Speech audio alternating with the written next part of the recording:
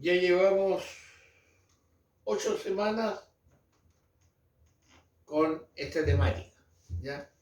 Y la semana pasada empezamos a mirar estos versículos de Jeremías 3, del 12 al 15. Están en la nueva versión latinoamericana, no están en la Reina Valera 1960.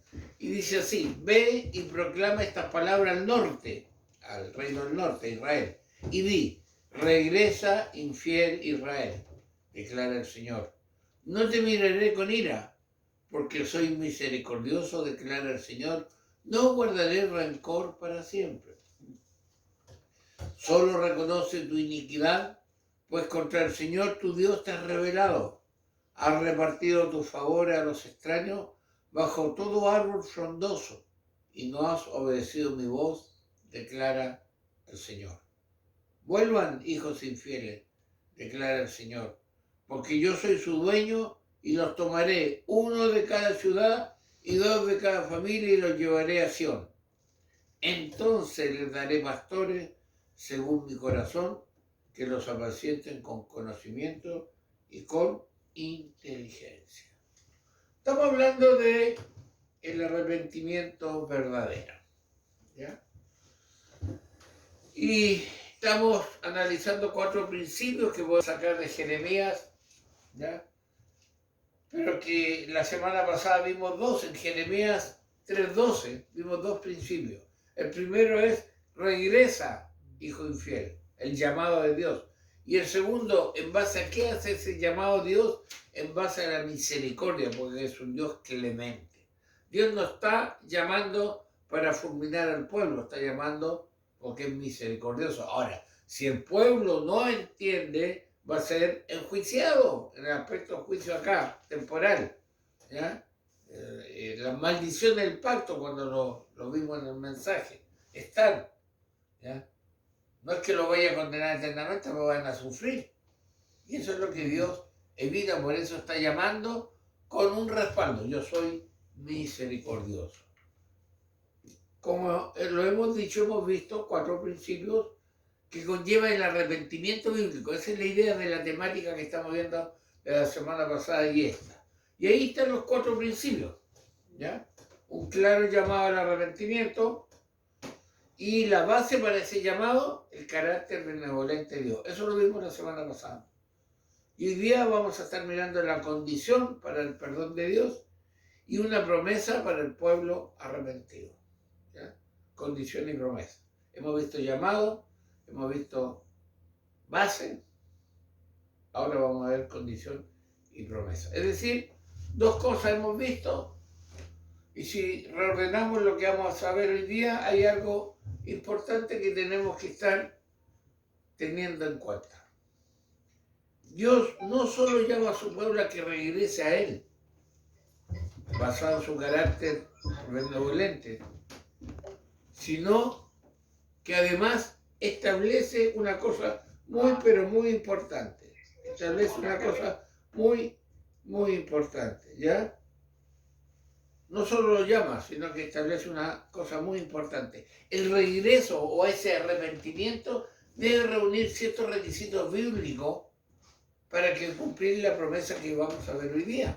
O sea, no es arrepentirse por arrepentirse, sino que hay ciertos requisitos. Dios está llamando: soy misericordioso, pero algo tiene que hacer el pueblo. Y cuando el pueblo lo hace, Dios cumple la promesa que vamos a estar mirando hoy día, ¿ya? Un arrepentimiento parcial, como veíamos, es la mejor forma de mantener el eclipse de Dios dentro del pueblo de Dios.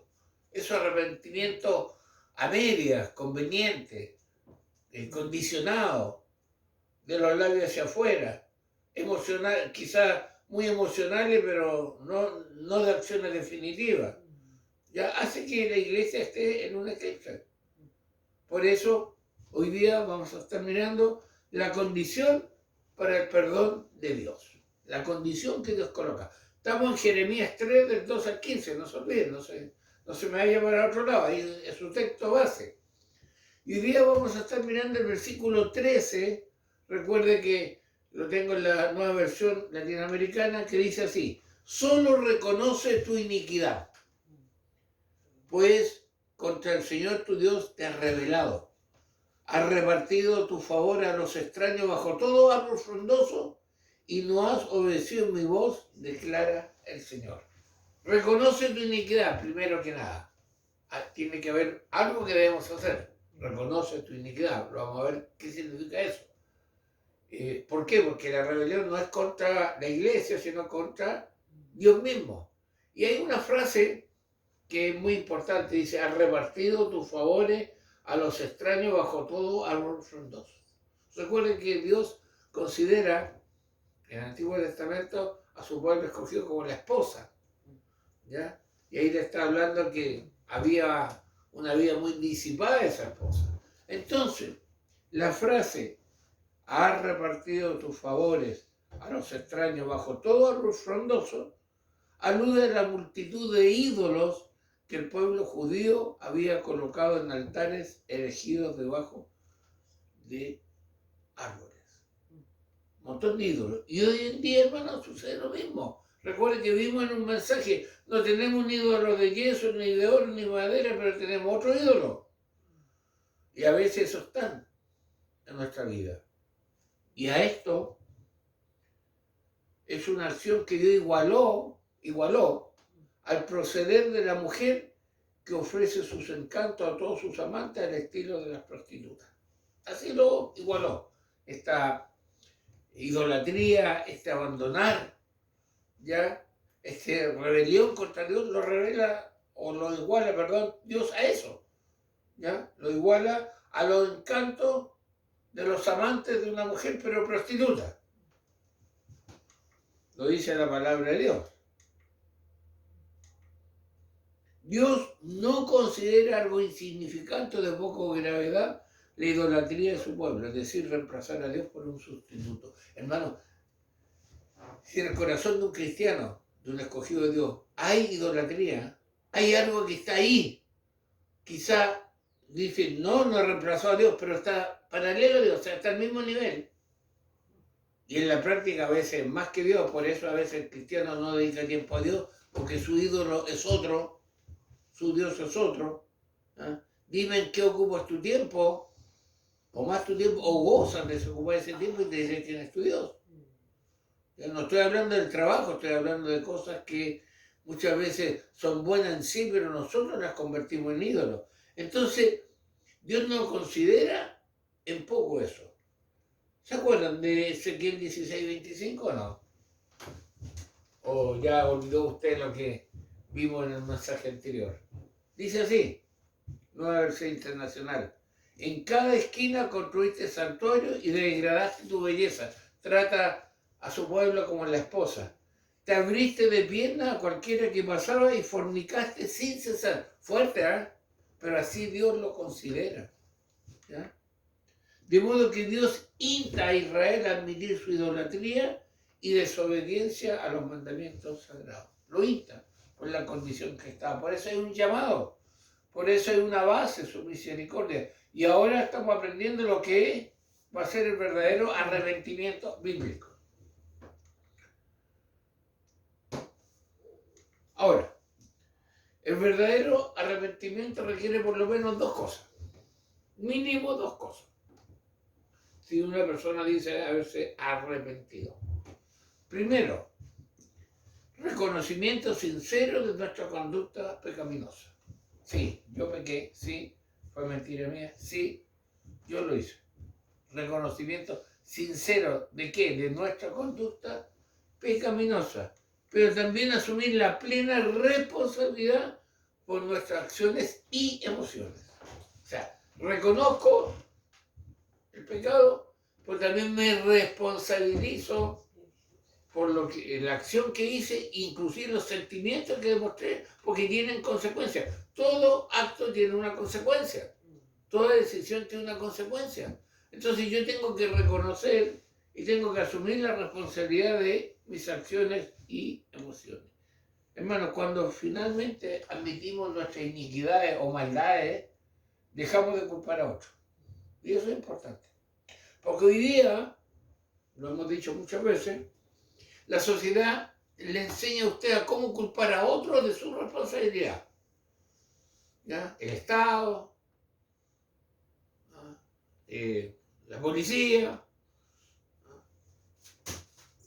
mis padres son los culpables, el más espiritual, un demonio, agarran un demonio por ahí y le echan la culpa, ¿ya? Pero cuando nosotros admitimos nuestras iniquidades, dejamos de culpar a otros. ¿Por qué? Reconocer nuestra iniquidad nos lleva a dejar, ¿qué cosa? De justificar, de ocultar, de negar y minimizar nuestro pecado. Eso es muy importante. Cuando yo reconozco mi pecado, mi maldad, mi acción, lo que va contra la palabra de Dios, dejo de justificarlo. Dejo de ocultarlo, porque lo reconocí. Dejo de negar y minimizar ese pecado, porque una cosa que hacemos, no, si no está, es un pecadito blanco y todo. Pero hermanos, necesitamos este arrepentimiento, reconocer y asumir. A veces se reconoce, pero no se asume. ¿Ya? Por lo tanto, culpamos a otros de nuestro pecado. Y sabe que cuando vamos a la Escritura, a la palabra de Dios, y vamos a palabras en hebreo, en griego o en arameo, que son los idiomas de la Biblia, nos damos cuenta algo interesante cuando se habla de arrepentimiento. Por ejemplo, en hebreo, una palabra más comunes para expresar arrepentimiento significa volverse o retornar. Volverse, retornar. Eso significa arrepentimiento. Te arrepentiste, sí, entonces volví. ¿A dónde? Al punto donde me desvié, no a lo malo. ¿Ya? Entonces es un giro. Miren, arrepentirse implica darse cuenta de que nos hemos desviado y vamos en dirección equivocada. Primero que nada, reconocer, estoy mal, he pecado, voy a un sentido contrario a lo que realmente la palabra de Dios me pide. Ahí vamos. Pero no es solo eso. Decidimos cambiar el rumbo dando un giro en U para volver al lugar donde estábamos antes de desviarnos. Un giro en U. Un giro de 180 grados, no de 360 porque queda ahí mismo. ¿Ya? Eso implica en el Antiguo Testamento la palabra arrepentimiento. Cuando dice volveos, retornen. Ustedes iban bien. ¿Ya? Se han desviado. Tienen que cambiar de rumbo y volver. ¿Ya? Pero es un giro en U. Entonces, eso implica, fíjese bien, volver, retornar, darme vuelta, ir para allá, vuelvo a donde estaba antes de desviarme. ¿Me está quedando claro? Ya. Eso es en hebreo. En griego, la palabra más común para expresar arrepentimiento es cambiar de mente. Cambiar de mente. ¿Ya? ¿Y qué implica eso? Cambiar de mente. ¿Ya? Tengo que volver, como lo dice el Antiguo Testamento. Pero si voy al Nuevo, me encuentro con un cambiar de mente. Veamos. ¿Qué conlleva este cambio de mentalidad? Una transformación. ¿De qué? Del estilo de vida, de los hábitos y del comportamiento. Esas tres cosas. Tiene que haber una transformación. Tiene que haber una transformación. Porque es un cambio de mente. ¿Ya? El estilo de vida. ¿Ya? ¿Se acuerda de la mujer adúltera? ¿Dónde están los que te condenaban? Se han ido, maestra. Una vez me aplicaron ese mensaje para una persona que convivía. No sé si convivía todavía. Y Jesús le dijo, ni yo te condeno. Pero le faltó la frase, vete y no peques más. O sea, hay una transformación. Por eso, Romanos 12:2, en Dios habla hoy, dice, cambien su manera de pensar para que así cambie su manera de vivir. ¿Ya? Por ahí empieza el cambio verdadero. Y el mismo versículo de Nueva Traducción Viviente dice, dejen que Dios los transforme en personas nuevas. ¿A qué? Al cambiarles la manera de pensar. Hermano, y es ahí donde el mundo y el enemigo de nuestras almas trabaja día a día. Y tú andas trayendo el adoctrinamiento a tu mente y la basura que entra a tu mente puesta en el bolsillo de tu camisa o en tu cartera, en tu pantalón, a través del celular. Ahora, el problema no es el celular, el problema es el corazón de los que administran todo eso. Pero hermano, ahí hay una base muy interesante. Si yo digo arrepentirme, tengo que, o tiene que haber, perdón, una transformación. Volverse, pero para una transformación. ¿Ya? Pero no solo eso. También tiene que haber un sentimiento de dolor o gran pesar por haber ofendido a Dios. Y eso es lo que a veces se extraña en los arrepentimientos que se ven dentro de la iglesia. Hay dolor, se le pide perdón al que se ofendió, que hay que hacer, se debe restituir el daño hecho, todo, pero no hay dolor hacia Dios. No hay una consideración que he ofendido a Dios. El dolor que se experimenta, ¿por qué?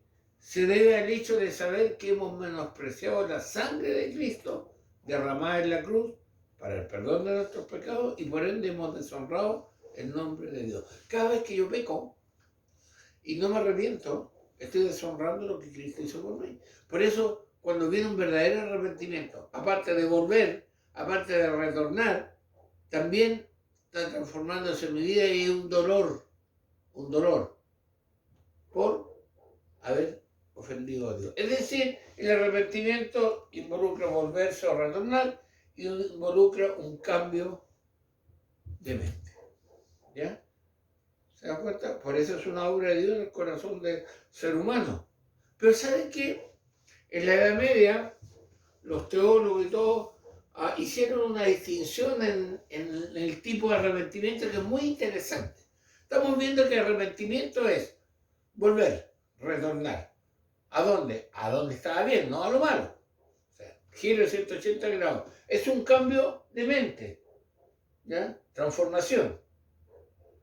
Pero ¿saben qué? La actitud, el hecho de arrepentirse tiene dos esferas muy interesantes que espero que sean desafiantes. ¿Ya? Debemos preguntarnos, el arrepentimiento que yo comúnmente evidencio, comúnmente ejecuto, comúnmente reacciono, es temor, es por temor a las consecuencias o por dolor por haber ofendido a Dios. ¿Por qué me arrepiento? ¿Por temor a las consecuencias o por dolor por haber ofendido a Dios? El primero, antes de leerle más explicación, es como cuando el niño chico pide perdón y prefiere decirle él ante a la mamá antes que la mamá lo pille, porque si lo pille son 2 correazos. Y si él dice es 1. Y si la pilla de buena, no le pega. A veces estamos igual con Dios. Entonces, hermanos, cuando vamos al número 1, mi arrepentimiento es por temor a las consecuencias. ¿Qué significa eso? Este arrepentimiento está motivado por el temor a las consecuencias. ¿Qué cosa? De hecho, muchos no dejaríamos de pecar si supiéramos que no hay consecuencias por nuestro pecado. Así de simple. Si supiéramos que peco y no pasa nada, seguiría pecando. ¿Ya? Pero eso, las consecuencias, por los resultados, yo me arrepiento. Uno dice, será malo, esperamos, sigamos. Este tipo de arrepentimiento calcula hasta dónde debe confesar para quedar bien ante los demás, ojo, pues su principal motivación es la opinión de los hombres. Este arrepentimiento que estamos viendo por el temor a las consecuencias es por el que dirán. ¿Ya? Es porque me vio el pastor, es porque me vio el hermano, es porque por eso me arrepiento. ¿Ya? Porque mi fin de este arrepentimiento es la opinión de lo que dicen los demás.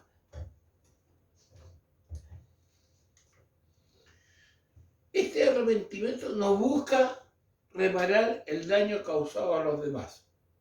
El verdadero sí. sino simplemente esquivar las consecuencias.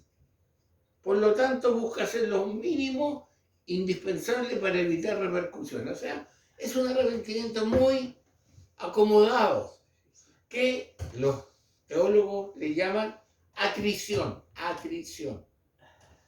¿Ah? El arrepentimiento conveniente. ¿Y qué dice? Oh, no, qué bien. Se dieron cuenta, lloré tanto que quedó impactado. Qué sé yo. ¿Por qué? Porque lo que me interesa no es reparar el daño, el verdadero arrepentimiento repara el daño hecho, sino que esquivar las consecuencias. Entonces, este es un tipo de arrepentimiento que tenemos que tener cuidado. Estamos diciendo una pregunta en dos.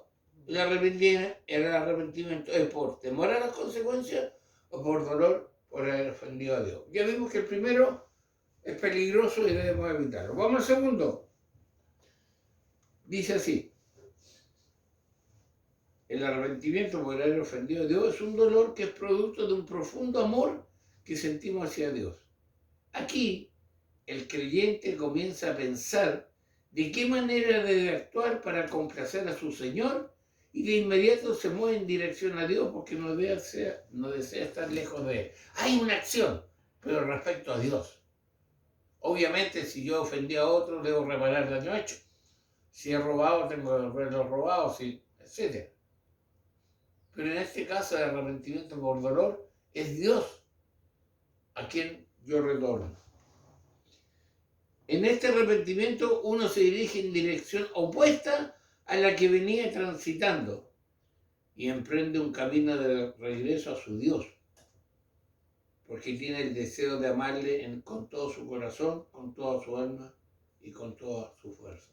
Esto es lo que se llama el arrepentimiento de contrición. El otro era atrición, este es contrición. Este es el verdadero dolor, vuelvo a Dios. Y cuando vuelvo a Dios, obviamente mejoro mi relación con los demás. ¿Ya? El otro es un arrepentimiento elaborado, editado, photoshopeado, ¿no? ¿Ya? Que se ve muy bonito, pero no es así. Porque quiero quedar bien con los demás. En este caso, yo quiero estar bien con Dios. Por eso, ¿cuál será, hermano, el verdadero arrepentimiento bíblico? ¿Atrición o contrición? La respuesta es obvia. Pero ir redondeando este punto. Si la motivación es genuinamente la gloria de Dios, entonces habrá en nosotros una disposición para regresar a Dios y arrepentirnos de cada pecado del que seamos conscientes. La persona verdaderamente arrepentida busca manera de evitar retomar el camino errado que antes seguía. Esto es muy importante. Si hay un arrepentimiento verdadero, voy a tratar de evitar volver a caer en eso. Por lo tanto, tengo que desarmar ese grupo de WhatsApp, ese grupo de Instagram, ese grupo de Facebook, porque me hace daño.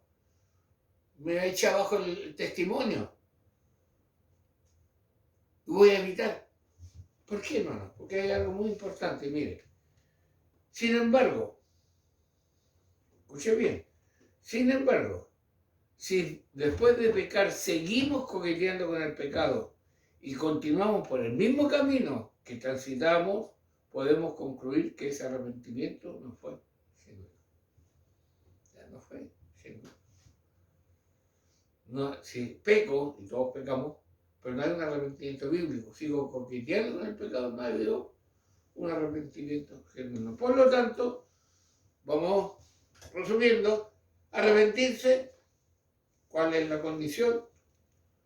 Es volverse o retornar 180 grados, cambiar de mente, transformación, con contrición, dolor hacia Dios, más que a lo que dirán los hombres. Por lo tanto, cuando se reúne todo esto, ¿ya? Cuando Dios llama, cuando Dios garantiza y cuando Dios dice estas son las condiciones, podemos disfrutar de la promesa para el pueblo arrepentido. Jeremías 3, 14 y 15, que dice así: vuelvan hijos infieles, declara el Señor, porque yo soy su dueño, y los tomaré uno de cada ciudad y dos de cada familia y los llevaré a Sión. Entonces les daré pastores según mi corazón, que nos apacienten con conocimiento y con inteligencia. Hermanos, en el Antiguo Testamento se suele describir al pueblo como la esposa infiel, ¿ya? Mientras que Dios es descrito como el esposo fiel. A través de Jeremías, Dios subraya la importancia de que los hijos de Israel se vuelvan a Él. Dios desea de su pueblo un arrepentimiento verdadero. Por eso vuelvo a repetir aquí en el versículo 14, que lo estamos dejando como fondo. En Jeremías 3:14, si usted tiene su versículo ahí a mano, Dios saluda al pueblo judío como hijos infieles, pero acto seguido afirma que Él es su legítimo dueño. ¿Se da cuenta? Vuelvan hijos infieles, declara el Señor, porque yo soy su dueño. Pareciera, en otro lado dice que es su esposo. O sea, ustedes son infieles, pero yo sigo siendo fiel. Es evidente que la infidelidad de Israel no hizo que Dios se olvidara de ellos para siempre. Ellos se olvidaron de Él como esposo y como dueño, pero Dios les recordó continuamente que seguía fiel al pacto que había hecho con Abraham, con Isaac y con Jacob. Qué hermoso, ¿eh? Ustedes me han sido infieles, ustedes han sido como una prostituta, pero yo sigo amándole, por eso dice vuelve, por eso dice retorna, por eso dice arrepiéntete. ¿Captamos el llamado de Dios? Eso es en el Antiguo Testamento. Pero en el Nuevo Testamento, el apóstol Pablo recuerda esta trascendental verdad a su discípulo Timoteo al asegurar que si somos infieles, Él permanece fiel, pues no puede negarse a sí mismo. Qué hermoso, ¿ah? Qué hermoso. Entonces, hermano, el inicio de esta promesa que estamos viendo, vimos las condiciones, ahora la promesa de Dios para su pueblo, pero el pueblo arrepentido es que Él siempre es fiel a su palabra y no puede hacer promesas que luego no cumpla. Dios es fiel. Ahora, por favor, la fidelidad de Dios, el llamado de Dios, el ruego de Dios, no implica que Dios no aplique castigo, ni haya maldiciones a aquel que viola el pacto. No. No se confunda. El amor de Dios, la fidelidad de Dios a lo que Él dice, no es sinónimo de tolerar el pecado. ¿Ya? Tenemos que tenerlo muy claro. Entonces, inicio de la promesa, yo soy fiel y no cambio. Pero ¿qué sigue diciendo en los versículos 14 y 15? Dice, os tomaré uno de cada ciudad y dos de cada familia y los introduciré en Sión. Dios promete restauración y repatriación para el remanente que vuelva a Él. Como nosotros somos de escatología reformada, somos milenialistas, no nos decimos que esto es el milenio que viene, no, es el retorno que ya el pueblo judío cumplió. Pero la enseñanza es que el cuidado de su pueblo es para siempre. Los voy a tomar, los voy a conservar, los voy a cuidar siempre. Pero hay algo más importante en la promesa. No solo que cumple su palabra, que nos está cuidando, sino que dice, os daré pastores según mi corazón, que os apacienten con ciencia y con inteligencia. Después de la bendición de la restauración y repatriación, Dios promete la bendición de un liderazgo espiritual bueno y piadoso. Ahí está la promesa. Dando una descripción instructiva de lo que deberían ser los líderes entre el pueblo de Dios y que rigen hasta el día de hoy. Por eso la pregunta es, tú me estás prometiendo, Señor, que no cambies, que me vas a cuidar y también que me vas a entregar líderes y pastores. ¿Con qué características? Veamos rápidamente. Primero que nada, deben ser estos líderes dados por Dios, porque dice, os daré, no por ambición humana o presunto llamado. Hay iglesias que están diciendo que si se muere el pastor, el hijo tiene que seguir siendo el pastor, o el favorito del pastor. No es, Dios los coloca, Dios los lleva. Segundo, son dados para el pueblo de Dios para que los cuiden y les sirvan. Os daré. Por eso un nombre que tiene el pastor especialmente siervo, que sirve, no que se sirve, que sirve a otro. ¿Ya?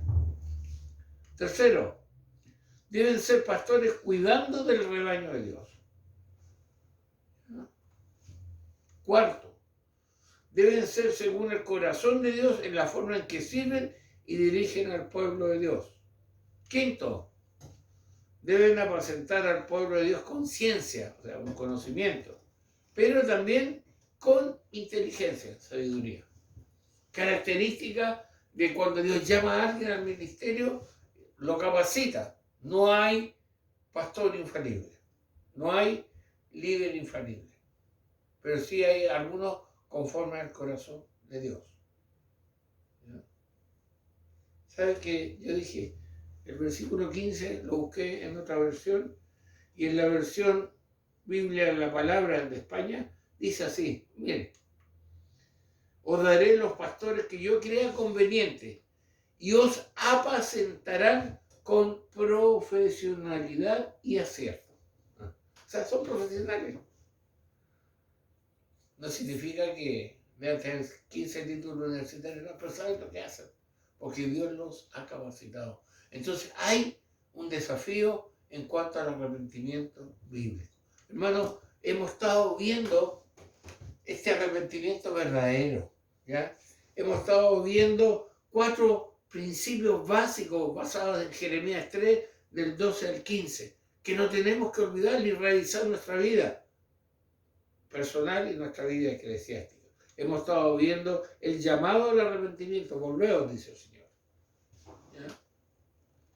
Hemos estado viendo la base para ese llamado al arrepentimiento, que es la misericordia benevolente de Dios. No me llama para consumirme, sino para perdonar. Y hoy día hemos estado viendo la condición para el perdón de Dios, el verdadero arrepentimiento, volver, cambiar la mente, dolor ante Dios. Y que en base a eso el Señor promete, yo no cambio, yo voy a estar con ustedes y les voy a entregar los líderes que ustedes necesitan. Qué hermoso es la palabra del Señor. ¿Por qué? Porque dentro de este eclipse y dentro de esto que estamos viviendo, que vivimos, recuerden el año 2020 con el COVID, que todavía está, que por ahí andan, como dijo alguien, se están sonando las ramas de los árboles porque los monos andan con un virus, ¿ya? Andan por ahí amenazando un nuevo brote, una nueva emergencia. Frente a eso, ¿qué rol tiene la iglesia y el cristiano frente a la angustia, al dolor, a la necesidad, a la tragedia? Vamos a seguir mirando a través de la palabra del Señor y que espero que durante estos 8 mensajes usted le tenga claro sobre el eclipse de Dios y podamos seguir lo que Dios tiene para nuestra vida. Hermanos, le animo, y usted que está mirando el mensaje, quizás después también le animo a revisar el mensaje y examinarse porque es necesario. Oramos, Padre, gracias por tu palabra, gracias por que hemos podido, Señor, mirar este ciclo de tu palabra. Ayúdanos a un verdadero arrepentimiento. Especialmente coloca en nosotros ese dolor por haberte ofendido a ti y darnos las fuerzas para seguir adelante. Gracias, Padre, en el nombre de Jesús.